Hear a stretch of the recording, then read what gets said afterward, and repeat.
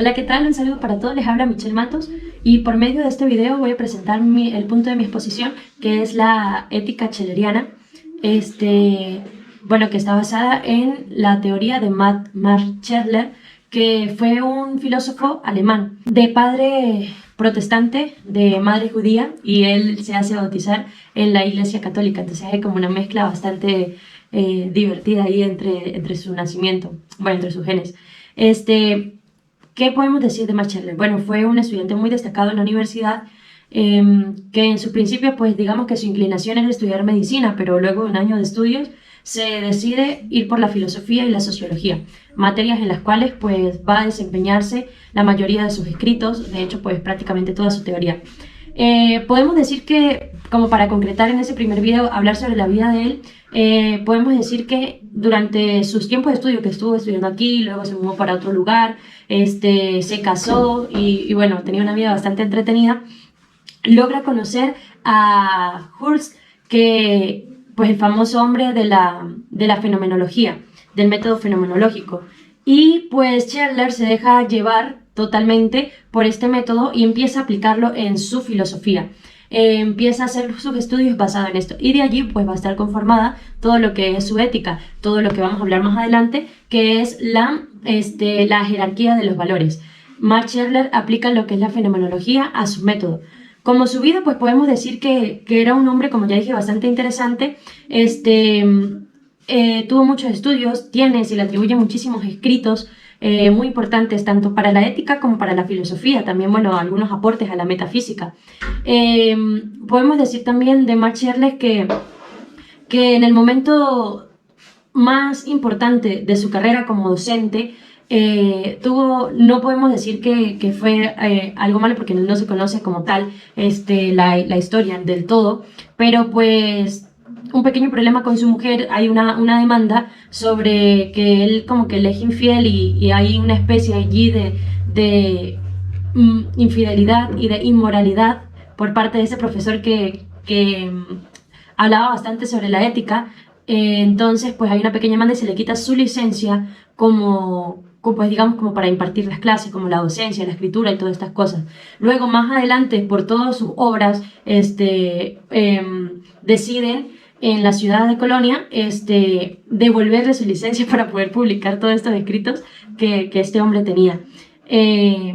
Aunque fue católico, pues en algún momento sintió sus dudas y aún hay algunos de sus escritos que tienen como una visión muy personal del catolicismo. Entonces hay como cierta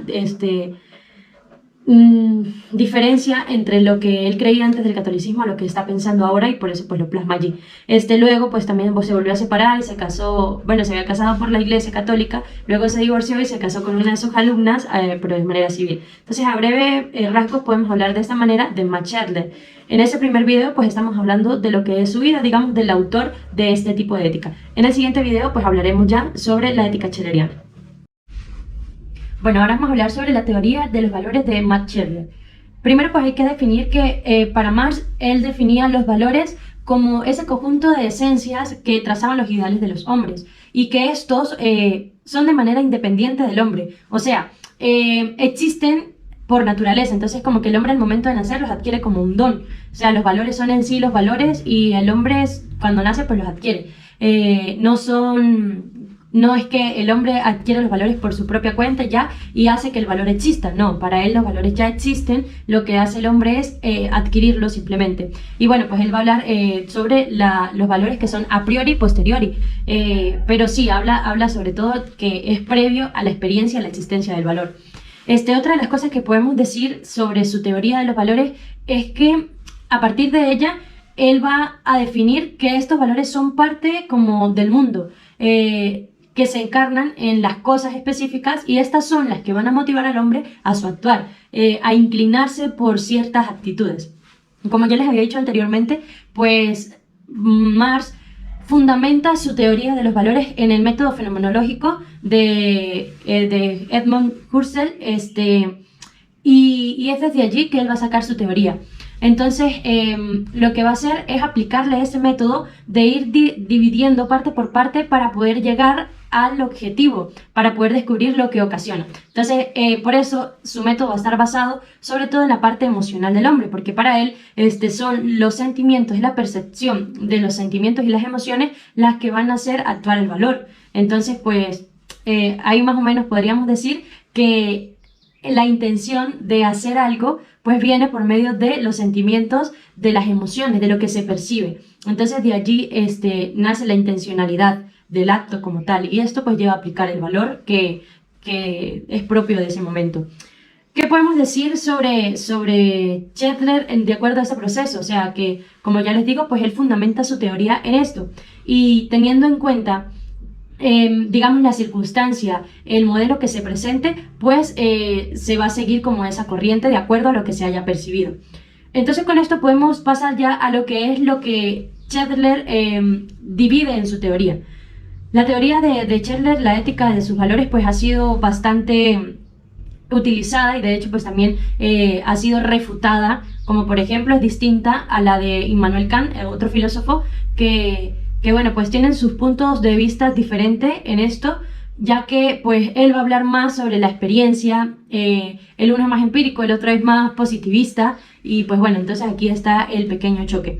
Entonces vamos a definir entonces lo de la división de la teoría de Shetler. Él la divide en dos partes. Divide los valores como la polaridad y la jerarquía. ¿Qué podemos decir sobre la polaridad? Bueno, aquí él va a ubicar en la parte de la polaridad los valores que tienen características positivas o negativas.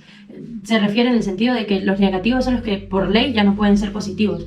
Entonces, aquí él coloca esto, son como los dos polos, ¿no? Los que nos llevan al extremo de la positividad y al extremo de la negatividad. Y lo otro que también es muy reconocido por esto, de hecho es por lo que creo que más se le conoce, es por la jerarquía que le ocasiona a los valores. Marx agarra y hace una escala, algunos dicen de 3, otros colocan 4, la va colocando de menor grado a mayor grado. Es decir, que en las primeras partes va a colocar estos valores que no son como tan indispensables, como que son más físicos para el hombre. Y de allí pues va a ir aumentando hacia la parte más trascendental. Entonces, pues sí, se refiere entonces esta jerarquía se refiere a esa clasificación de acuerdo a lo que nosotros percibimos, lo que realmente le va a lograr dar a la persona la integridad. Y aquí pues diríamos que juega mucho el papel de interpretar, digamos que él para la clasificación en la jerarquía pues hace como una escala en donde coloca valores que son iguales, que son inferior o que son superior a otros. Entonces pues por ello decide cómo agruparlos de esa manera. Y entonces en la primera parte encontramos los que son los valores de agrado, que se refiere, por ejemplo, a lo dulce o a lo amargo. ¿A qué se refiere con esto? Es más hacia el placer, hacia lo que me agrada, a lo que me desagrada, o sea, como que lo que me gusta, lo que no me gusta, sobre todo a la parte afectiva, a la parte emocional, lo que me ocasiona un sentimiento satisfactorio, de alegría, de tranquilidad, no sé, como de gusto, de saboreo. Entonces se refiere más a estas cosas, o todo lo contrario, ¿no? Lo que me ocasiona disgusto, molestia, esto. La otra clasificación son los valores vitales, que podríamos definir como salud o enfermedad, que se refiere a las cosas que pues van relacionadas con el cuerpo más a la vez material. Arriba hablamos de los agrados, pero pues esto se sitúa más entre el querer, entre lo que se disfruta. Pero pues aquí en la parte de la vitalidad estamos hablando más de la parte corpórea, de lo que es el cuerpo como tal. Entonces es como que la salud, la enfermedad, del cuidado, o del descuido de que puede ocasionar cierto dolor, o bueno, distintas cosas que podemos mencionar. La otra rama en la que la divide son los valores espirituales, que bueno, aquí se refiere sobre todo a la parte espiritual del hombre, esta parte que bueno, los otros filósofos definieron como el alma.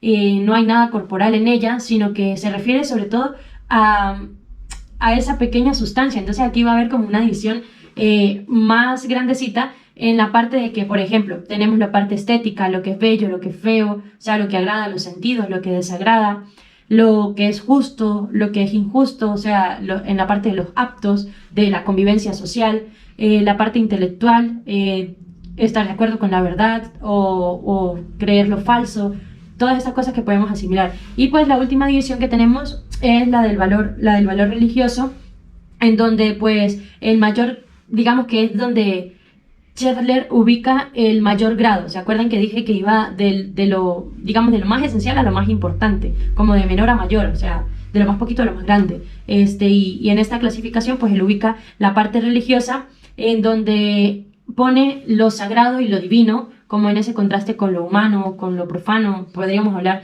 de, sí, como de faltas. Aquí él coloca una clave muy importante, ya que según esto, lo que se perciba, pues esto va a ser lo que inspire el acto del hombre. O sea, va a ser lo que le ocasione como el hecho para hacer el acto, hacia dónde inclinarse, hacia lo bueno, lo malo, lo justo, lo correcto. Y bueno, y aquí ya desemboca todo lo que incluye la ética.